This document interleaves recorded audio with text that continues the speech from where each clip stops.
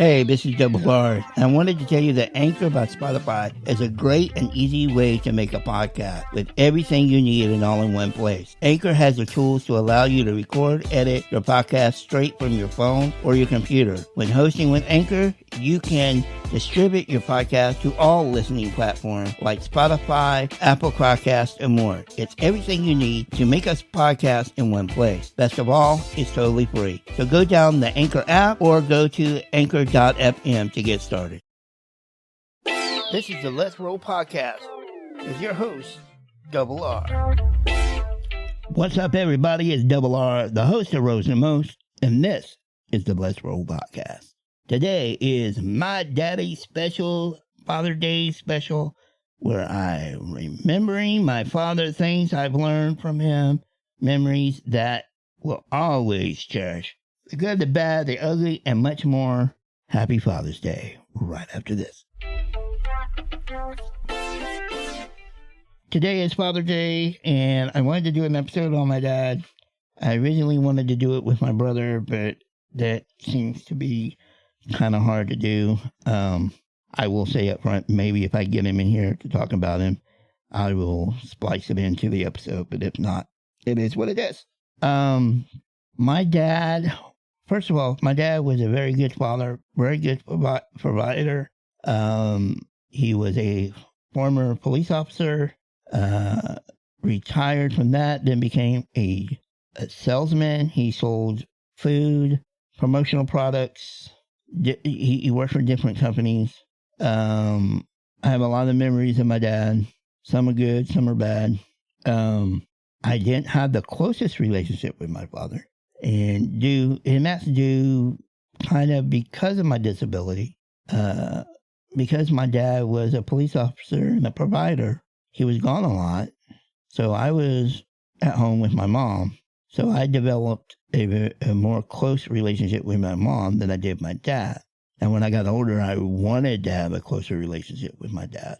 But it never, I don't want to say never, but it didn't get to the closeness level that I wanted. But I got what I got. And, it was what it was, But not trying to not my dad. Now, there's going to be some things that I say that you might say, well, man, you're really talking bad about him. But I don't mean to make my dad, or I don't want to give you a picture of my dad that is negative. There are negative things about my dad. There are negative experiences that I had, but for the most part, I know my dad loved me, cared for me, always looked out for me. In my older years, we didn't always see eye to eye on things. My younger years, I don't remember too much in my younger years. I mean, I remember a few things, but not a lot. But I guess my relationship with my dad didn't really develop to what it was until I was older. I was, teenage and into my adult years. When I talk about my dad to people, they get this idea like, oh man, he wasn't terrible and he wasn't bad. But he was just hard to live with, like sometimes, especially when I was older. But that comes from, probably it's part of his upbringing, being a cop. He had I remember my mom a couple of times saying, stop talking to your kids like they're, the bad guys, the criminals, because we weren't criminals. We were good kids for the most part. I respected my dad. Now, when I got older and realized, hey, I'm an adult now, and you're not going to keep talking to me like I'm a kid, I will say this, out of me and my brother, I was the one to talk back the most. Because, not that I was going to physically do anything to my dad at all, even if I could, but my defense was my mouth. And I plenty of times talked back to my dad. I probably talked back more to my dad than I did my mom. But I did respect him, and I loved him and cared about him, and he was a good dad. I mean, for the most part, he was good. My negative things about him were just him just dealing with him. Like, he wasn't abusive. He wasn't physically abusive. I guess you could kind of say maybe a little verbal abusive, but not in the way that, like, he never called me dumb or stupid or anything like that, like, that I can remember. But when I say verbally abusive, and maybe that's not even the right term to say, I will call him this sometimes. He was a dream killer. Like, he never, one thing he never did was he never, as far as I can remember, he might when I got older, he never bragged about me or complimented me to my face. It was always to somebody else. Now I could be sitting there and he could be bragging and paying me a compliment to somebody else about me and it being earshot, but to actually turn around and say, hey, I'm proud of you, blah, blah, blah. I don't remember very many times, if any, that he did that. There might be one or two times, but I guess they weren't significant enough for me to remember. There were times, especially when I got older, the one thing I wanted from my dad that I could never seem to get and never got that I can remember. At a job that I had, we used to win tickets to baseball or basketball games, and maybe even football games. And occasionally I had won tickets to one of the games. I might have done it twice. Or had an opportunity to go to a game. Just got tickets some way, but I remember this particular one time that I won tickets from my work. And I think I don't know if my dad was picking me up or if he just happened to be at my job that day because he was a promotional product salesman at the time. Anyway, I saw him out in the parking lot and so I said, hey Dad, I got 2 tickets to the game. You want to go? We can go. And it was that night. Well, my dad had what's called theopathy. I don't know if I pronounced it right, but basically nerve endings. Because he had diabetes, he was overweight, and he had these nerve endings, like in his hands and his feet, that would just kill him, and like pain-wise, and he needed to take medication. His excuse was, no, I can't go. I haven't taken my medication, and I don't have anything with me. I get so mad because I was like, why do you not carry that medication with you, or some of it with you, so when you're out and about and you can't make it home right away, at least you have your medication to take, and we could have gone to the game and enjoyed hanging out and going to the game. So that's what I always wanted from my father. I wanted to go hang out with him. I wanted to go do things that we both could have something in common with, because there's very little things that we haven't had, or very little few interests that we liked. Like, I liked watching sports, which mainly consists of football and basketball. I would go to a baseball game, but I wouldn't watch baseball on TV. It was too boring to me to watch it on TV. But we liked sports. There were certain TV shows we kind of liked and talked to each other about. But for the most part, there wasn't a whole lot of things that we liked and interest in. Like my brother, like I said, my brother was closer to my dad because he got to go hunting and fishing, and my dad helped him with baseball and sports in school, and they had those kind of interests. I didn't have very few. I had very few interests that lined up with my dad. So when I got older and had the opportunities to go do some things that I know that we would like to go do together, it was one reason or another that it didn't happen. So that's what I wanted from my dad. What I got from my dad was a father that, like I said, really cared about me, protected me, looked out for me. He was someone I knew I could depend on, but I didn't always want to go and admit that I screwed up, or I made a mistake, or I need your help. I wouldn't say it's not hard for me to ask for help, but for the most part, I try not to ask for help because I want to be able to do it and show that I can do it, show that I can handle it, show that I'm more than what you see. But I do realize in times in your life, you have to go to people and ask them for help. And my dad was one of the ones that I knew I could go to, but I didn't want to go to.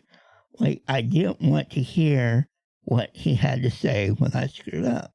And I believe it's in one of the episodes that me and T. Rich did, where we talked about a situation that he had with my dad. And you'll get, if you go listen to that, you'll get why I'm saying that. Like, I don't want to hear what you got to say. I don't want to hear that, the old wordage that I always heard a lot. I told you so. Like, I don't want to hear that. Like, can you accept the fact that I screwed up, and I'm admitting I screwed up, and come on, help me out. I have had to ask him for help. Most of the time it was all financial help. It was help me pay off a credit card bill, or pay a credit card bill, pay any kind of bill. Like, a few times I had to go and ask him for help for bills. I've had to ask him to help get tires or my car fixed. And for the longest time, when I asked for help, he knew I couldn't pay him back. And I have seen my dad say things like, my brother borrowed money from him, and my brother would go to pay him back. And I've seen my dad go, don't worry about it. All my dad wanted was for you to make the effort to pay it back. And I didn't do that very often. When I finally did it, though, he was like, oh. And now he didn't give me the, don't worry about it. He took it. I might even told him, no, you're going to take this, because I don't want you to come back and say I never paid you back. I don't, but, I knew I could go to him. Like, what I was saying was, I knew I could count on him. Even though I knew there was going to be some consequences, I knew I could count on him. And, I do miss him to this day. I mentioned in the episode about my grandmother, the episode's called Mama Swede, that I had lost him 3 months before we lost her 3 months before we lost my dad. And my dad, I said in that episode that I saw my grandmother's death or passing coming. Like, it was a long, slow process to see that happen. Wasn't a painful one. It was just, you just kind of realize, hey, she's getting older. She's slowly fading. My dad's death was like one day he's here, one day he's gone. Like, it was just not an instant thing, but it just, it wasn't like something I saw coming. Was it something that I thought could happen? Sure. He was going into surgery. Anything can happen in surgery. And yes, he passed. I'm going to say it like this.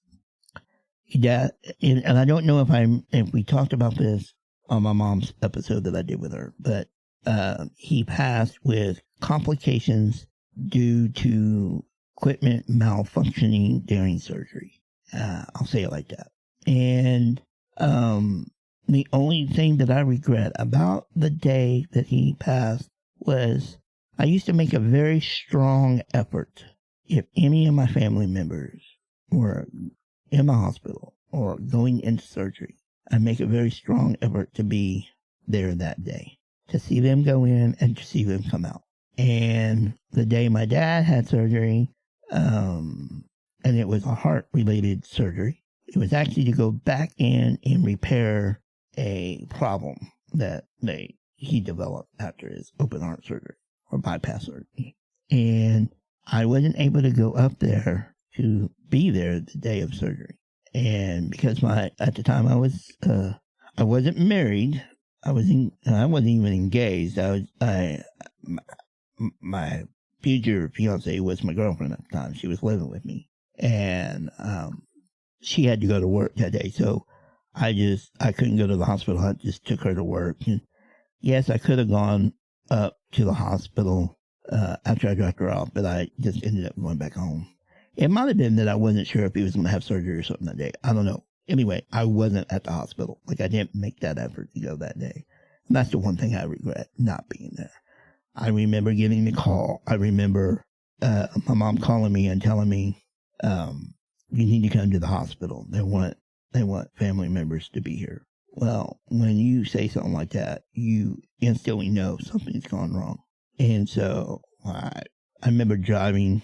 I immediately called, tried to get a hold of my brother, got word to him.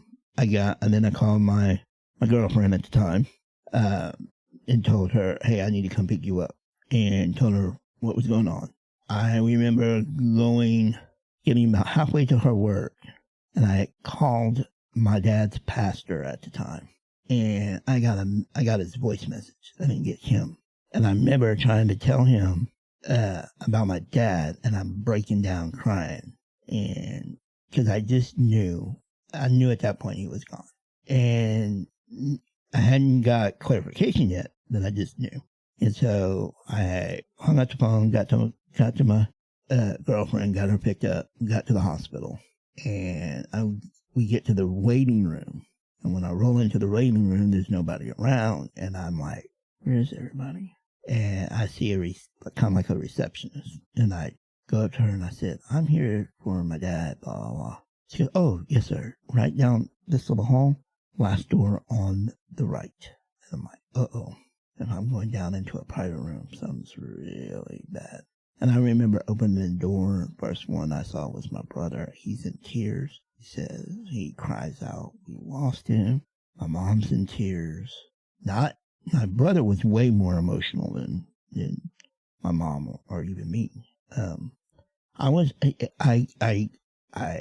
I've complimented my mom on this, and I've gotten this from her. I am pretty calm, cool, and collective in situations like that. Of course, I had already cried on the way up there a little bit. I wasn't so emotional that I can't think, that I can't focus and figure out what's going on and why did things happen the way they happened. I didn't really break down until they let us go see him. And then when I looked at him, I realized, the first thought in my head was, that's not my dad. Like, I knew it was my dad. He just didn't look like my dad because all the fluid and the puffiness of him was gone. The life in him was gone. So I was just like, oh, that's not my dad. And I broke down and started crying. And then we went in. I'm not going to go through the whole story, but basically we went in and met with the hospital and found out what happened. And that's another story for another day, if I ever tell it on this podcast. But he basically died from complications from equipment malfunctioning during surgery. And just in case you're curious, yes, we received some money from that situation. But yeah, I lost my dad. I lost my dad. I believe I called him or talked to him before he went into surgery, and that was the last thing. I just probably, if I don't remember exactly what I said, but I probably said, "Hey, good luck. I love you. I'll see you this afternoon," or something like that. Like, I had plans to go up there later that day to go see him. So I lost my dad in 2006. Let's see, how long has that been? I can't do that in my head. I'm typing on my computer here. So that was 16 years ago. My dad's birthday passed this last January. I believe my brother told me he would have been 79, I think. I'm doing some more calculations here. Yeah, he would have been 79 this year. So he died fairly, we'll say, young. But again, he wasn't in the best health. It's me having a disability, I was born with a disability. I don't know any different. As I said in my birthday episode, I'm getting older. So the older I get, the less of the things that I used to be able to do. But for the most part, I'm still able to do a lot of things that I could do when I was younger. It's just more of the, we'll say, physical part.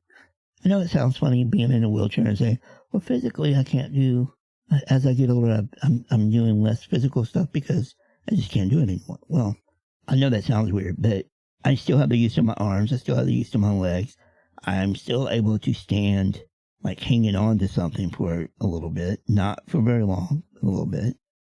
If I had all the stuff that I needed to be able to walk, I could probably walk. I probably wouldn't want to, but I could probably walk. But yeah, as the older you get, you develop things, obviously.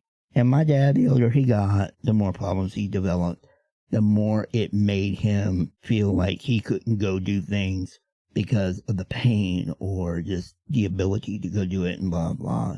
And it was really hard for him to accept the fact he couldn't do things anymore. Like he couldn't do certain things anymore. And it was kind of hard for, someone that looked up to him that thought he was invincible, that, like your dad's your hero, and so when he can't do the things that you used to see him do, it's kind of hard to see that.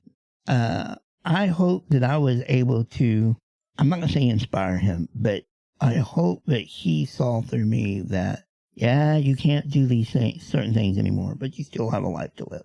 But I do know there was a lot of pain towards the end, and I knew that he was not happy, and I could tell that he wasn't happy. And he, even though I was shocked when he passed, a part of me was like, I guess I have this attitude that I kind of look for the silver lining, the good parts, the positive parts, the good and the bad. And the good and the bad for my dad was he wasn't hurting anymore. He could go rest, and he could look down on all of us, and hopefully he was proud of what we've done and become. And he lived long enough to see his 2 grandkids. He didn't live long enough to see his great grandson, but hopefully he looks down and sees him. So it took me a while to, like, obviously early on, I grieve in different ways. Like, I didn't break down, like I said, I didn't break down until I saw him at the hospital and, was in denial that was my dad for a second. But even after that, I kind of, okay, let me get myself back together, because I got to pay attention to what's going on. And there have been times that I've been by myself, but I've broken down on things, like people passing and stuff like that. It's not that I'm embarrassed to show emotion, but I try, in certain circumstances, I try to keep it together and focus. And, when I was married and my wife would go to the doctor or going into surgeries or stuff like that I wasn't focused in what I was saying, was that I try to stay focused in stressful situations. And I get that from my mom. So, but my dad passed 16 years ago, and I wanted to honor him on Father's Day. And let me take a break, and we'll get back to some funny stories about my dad right after this. So I didn't want to end that on a downer about my dad and, the passing of him. I wanted to talk about some funny and different memories of him. One of the memories I have of him was, there was a couple, but this one was, I got in trouble, or my dad yelled at me or something like that. I don't remember exactly what it was, and I was an adult. I wasn't a teenager when this happened. I was probably in my early 20s. I guess you could still say you're kind of a teenager even in your early 20s, because you don't make the best decisions in life. But I just got into it with my dad over something, and I went in my room and I got on my phone and I called somebody, and I got my back to the door, so I can't see if somebody comes in or not. I just, got my back to the door, and I'm going blah, blah, blah, blah about my dad and da, da, da. And all of a sudden, I hear my dad's voice go, "When you get off the phone, we need to talk." And I was like, oh, shit. And the one thing that I remember my dad saying, because I basically hung up the phone right then and there. I just said, "Hey, I got to go." And the one thing that stuck with me with what my dad said to me that time was, "I know that you're mad at me. I know that you're going to badmouth me and say whatever, blah, blah, blah. just remember, you have to live with everything you ever say about me or anybody else. And he walked out. That's all he wanted to say to me. And to this day, I remember those words because it's true. You know, you got to realize that you have to live with whatever circumstances or things that you've said about somebody. And you have to be okay with that because I might call my dad a real son of a bitch, right, today, but I'm going to have to live with the fact that I said that about him. Now, granted, it's just the heat of the moment. It's what we say. It's what we do, but he just wanted to make a point that you can say whatever you want. Just remember, you have to live with that. I'm like, I haven't forgotten that. I remembered it today. One other time, me and my dad were in the living room. This is the only time that I was in fear of my life. My dad, like I said, my dad was a big dude, and he stretched out in his recliner, and we got into some kind of argument or discussion or whatever it was. Of course, I did my typical, I'm not going to take your shit, so I'm going to talk back, and all of a sudden, I realized I had went too far, because he popped up out of that recliner so fast, faster than I thought he could, and had the most angriest look on his face and started coming towards me. And all I could think was, well, this is it. This is the day. This is the day it's all over for me. And he got right up to me and stopped, looked at me, and just went, had his fist clenched with his angry look and just went, and just walked off and went outside. Because he realized, well, what are you going to do? So I remember that. Another funny story, my dad, I wanted to get it was back when computers started to get popular, and I guess this happened around, I'm going to say, maybe 95, 96, somewhere in there, when home computers really started getting popular. And my aunt had a computer, and I wanted to get a computer, and I told my dad I wanted to get one, and my dad had this weird deal about saying, or telling me, well, you can't get a computer until you pay for a new circuit to be put in your room. Because his thought was his computer was going to draw all this power and needed its own circuit, blah, blah, blah. And I was just like, okay. Well, the one thing I learned about my dad growing up was there was two things. Either you had to make him feel like it was his idea, or you had to think about what the consequences were going to be of your actions, and if you could accept them, then go ahead and do what you wanted to do. And for the most part, me, my brother, and my mom were pretty much like that with my dad. Like, we would kind of personally weigh the consequences, and then decide, okay, are we going to do that? Yeah, okay, let's go do it. So I weighed the consequences of buying a computer without getting a new circuit. So me and my sister-in-law, we went out and I bought me a computer, and we got home and we went inside and we realized my dad's asleep. So we very quietly did the best we could to sneak this computer all the way into my room. Got it all the way in my room. I started to open things up, and my dad walked by my room and saw the boxes and went, I told you not to buy a computer, blah, blah, blah. Once you get a circuit, you are not to set that up. And I just kind of looked at him and went, all right, I'm not going to argue with you right now. So he went on, and I didn't set it up. Well, my parents were going to go do something on the weekend, and I talked to my aunt and told her I got a computer. She goes, I'll come out this weekend and show you some things on the computer. I was like, cool. Well, now my dad told me I can't set it up. So, and him and my mom were leaving the next day. So I wrote a note saying, can I please set up the computer in the kitchen? Because my Aunt Sharon's coming over, to help me, blah, blah. Well, I got a letter left saying, yes, you can.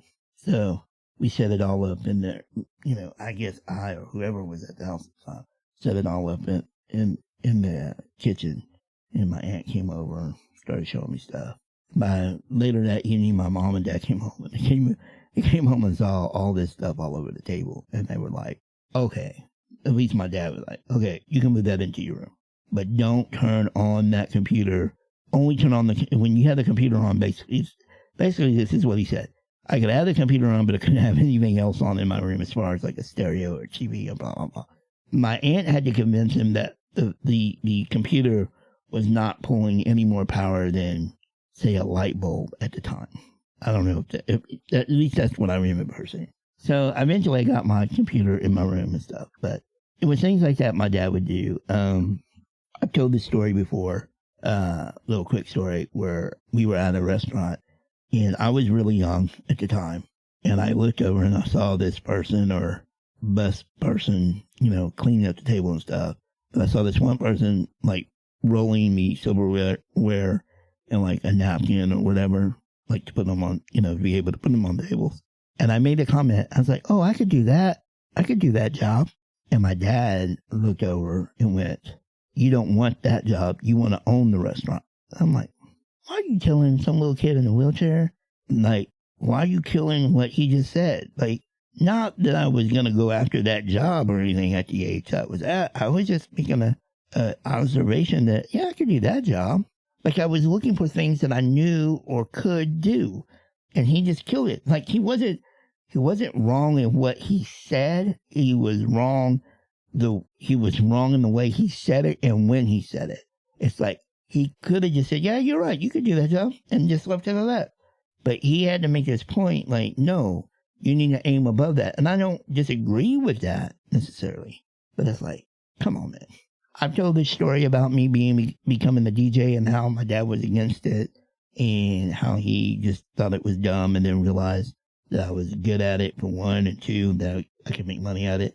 I lived with stories like that with my dad throughout my life because he wasn't, like, my dad's view of success, at least the way I viewed it, was you were successful in how much money you made.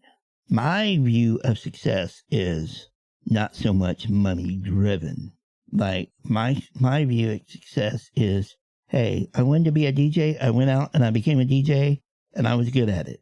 Did I make a lot of money at it? No, but I enjoyed it and I was successful in that. When it comes to like working, my dad was always go for the money. I was always go for the job you like and stick with the jobs that you like. Don't go work for somewhere where just because the money's good, you hate the job. Go somewhere where you're going to like the job. Because it's more important, at least for me to like the job versus if I'm making the money. Like, if I'm enjoying the job and having fun, okay, I'm not saying I shouldn't get paid. No, don't misunderstand what I'm saying. I'm just saying that if I go and take a job that I really like and I enjoy doing that job, I know the money will come later. I'm not worried about the money being up front. I just want to be able to enjoy the job that I'm doing. But my dad was, he was a funny guy. He was loving. He was caring. The other funny thing I want to bring up is how people perceived my dad outside of the family versus when they were around him and his family and like personally, like at his house. They would go, I remember my boss one time, she dealt with my dad because she was the president of the Chamber of Commerce where I worked at one time, and he was a member, and all of her dealings with my dad were always pleasant. He was funny, he was charming, blah, blah, blah, blah, right? But her reaction when she came out to a party, I think it was from my nephew. We were throwing a party from my nephew when he was young, and I invited her out. And when she came out and saw my dad sitting in the living room, not really being out amongst everybody that was out there, for the birthday party and stuff, she was thrown back by it because she was like, that's not the Jerry I know, that's not the person I know, what, And I just said, hey, he's just different outside of the house. Like, he was really truly a salesman to the degree that I'm not saying he didn't like people and he necessarily putting on a fake act with everyone, but he knew how to charm you. He knew how to be friendly with you. And he knew how to, get the job done. If you want to say it like that.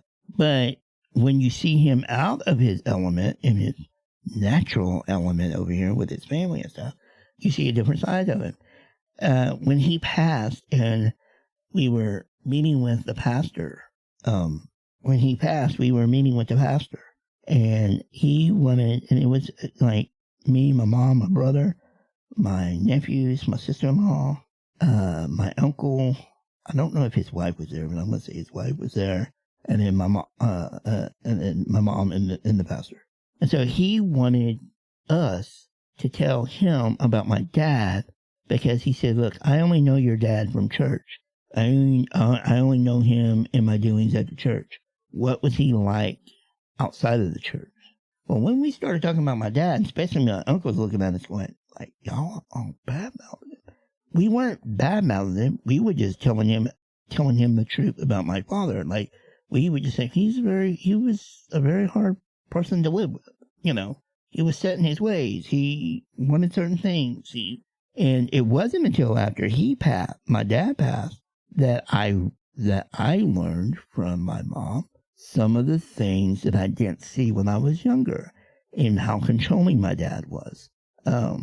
Not on a level at least the way I saw it, not on the level of real abuse, but he was very controlling. He was going to do things his way or no way. I mean, that's just how it came across.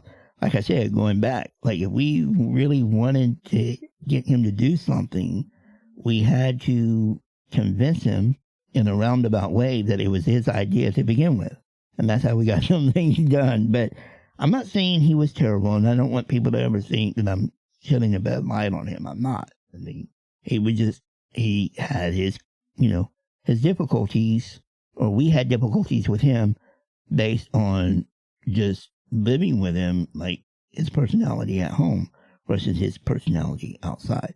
But I knew my dad loved me. I knew he loved our family, and he took care of our family, and he provided for us. And my brother has a very different relationship with my dad versus I did. So my brother will speak more highly of him and have more positive things to say about him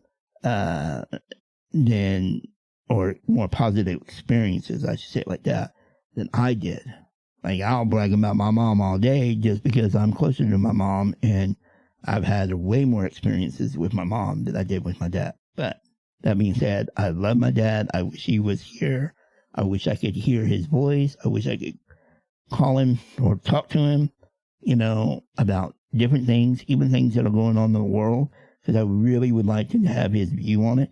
Probably wouldn't agree with him, but, it is what it is. You still want your parents to be here and be around you, and so you can always fall back to them and say, hey, blah, blah, blah. But that being said, guys, this is my Father's Day special, and I hope that the people out there that still have their fathers, go hug them, go tell them you love them. If there's a bad vibe between y'all, try to squash that before it's too late. If you're not here, just look up at the sky, tell them you love them. Happy Father's Day. And that being said, make sure you go and check out our YouTube. Again, we have this campaign going on to hit 100 subscribers, if we haven't already done so by now. And what I haven't mentioned in past episodes is if and when we reach the goal of 100 subscribers on our YouTube channel, we are giving away Spotify gift cards. So that's another incentive for you to go subscribe to the YouTube channel. We also release old episodes every Saturday on YouTube in a videogram format. So there's no video as far as you actually seeing us do the podcast. It's just the audio. That it's another way for you to be able to listen to the podcast. But the episodes are further back, so like this episode probably won't come out till at least on YouTube, it won't come out till way at the end of the year, or possibly even next year, because I'm only releasing one old episode every Saturday. So, but that being said, as always, until next time, let's roll. Hey, this is T. Rich, and you listen to the Let's Roll podcast with Double R. Make sure you follow us on all social media. Find the links in the description below or at the Let's Roll Podcast.com.